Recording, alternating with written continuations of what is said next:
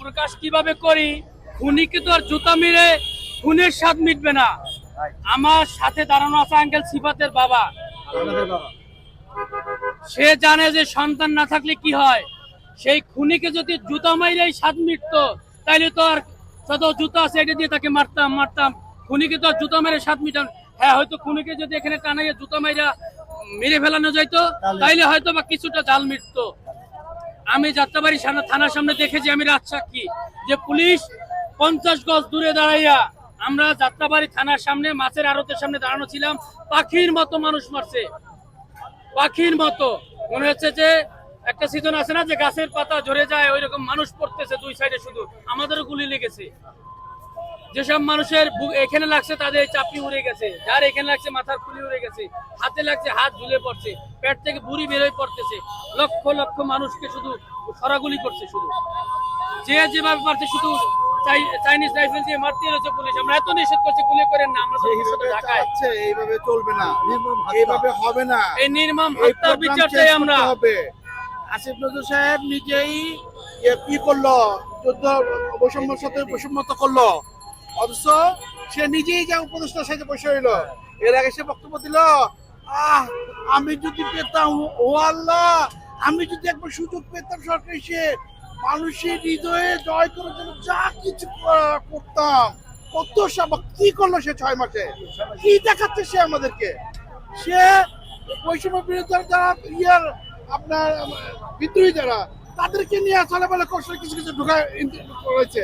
বৈষম্য বিরোধী ছাত্ররা বললো যে সেখানে ঢুকাইলো কে, ফারুককে কেন, এর কোনো জবাব পেলাম না, এর কোনো জবাব পেলাম না। ফারুককে কে ঢুকাইলো?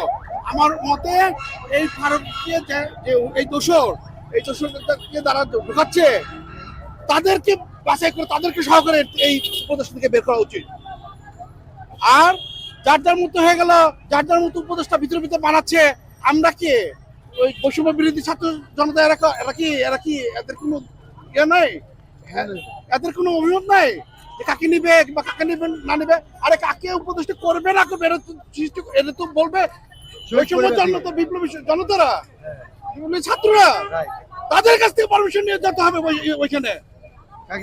কাকে কে উপদেষ্টা হবে, কে উপদেষ্টা হবে না, কে কোন পদ পাবে, কে কোন পাবে না, তারা। আর বিএনপি কিছু কিছু আছে, তারা খালি নির্বাচন। আরে বাবা, নির্বাচন কি এগুলি সংস্কার না করে নির্বাচন আগে বিচার কি নির্বাচন? ভুলে যান, নির্বাচন কোন নির্বাচন নাই। 5 বছর খালি সংস্কার করতেই লাগবে, 5 বছর টাইম দিতে হবে তাদেরকে। এবং এই ভিতরে যা ঢুকাইছে এগুলো কিছু কিছু বের করতে হবে। অরিজিনাল যেগুলো সেগুলোই করতে হবে। এই সচিবালয় বিভিন্ন মন্ত্রণালয় আছে, বিভিন্ন জায়গা থেকে সব এগুলো তাদের বাহিনী পয়সা আছে, এগুলো সব বের করতে হবে। এগুলোই বিচার। এই যে কত এই যে গোলাম আজমের ছেলে, কি নাম, আজমিরকে কোনো কথা নেই, সহজ করে বের করে দিছে। আরে তারা যারা পেয়েছে তাদের বিচার আমরা করতে পারতেছি না এখানে বসে, এটা হইলো। আর উল্টো তারা বিচারও পাচ্ছে না। আর যারা করছে অপরাধী, তাদেরকে বসে এদিকে শনিবার মঙ্গল লাগে, বছর লাগে। হ্যাঁ, যাদের নিয়ে করছে শেখ হাসিনা তার একা কারণে, এটা শেখ হাসিনা দল বাহিনী বানাইছে, তৈরি করছে, একদিন না, সে বছর লাগে কে কোন আছে। আরে যার কিসে কোন বিএনপি অন্য কোনো মার্কা যদি বাসায় যে দেখছে, তার একটা জব পর্যন্ত দেয় না। তার আগে ইনভেস্টিগেশন করছে, তারপর তারা জব দিচ্ছে তাদেরকে।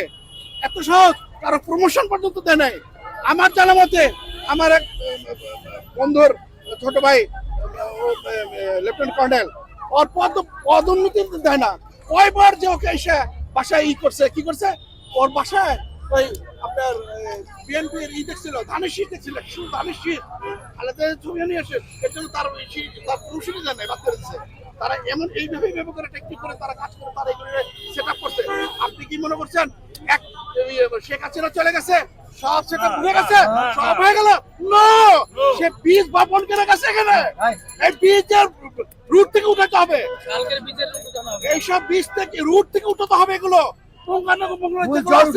প্রত্যেকটা ডিপার্টমেন্টে থেকে লক্ষ লক্ষ বাহিনীর লোক আছে, এগুলোকে কোনো কিছু না, আগে তৈরি করতে হবে আমাদের বিদ্যুৎগত ভাবে, আগে কথা সেটিং করতে হবে, তারপরে এগুলো বাদ দিয়ে কোনো এইগুলো সব বাদ দিয়ে ছাঁটাই করে দিয়ে এগুলো নতুন করে সেট আপ দিতে হবে।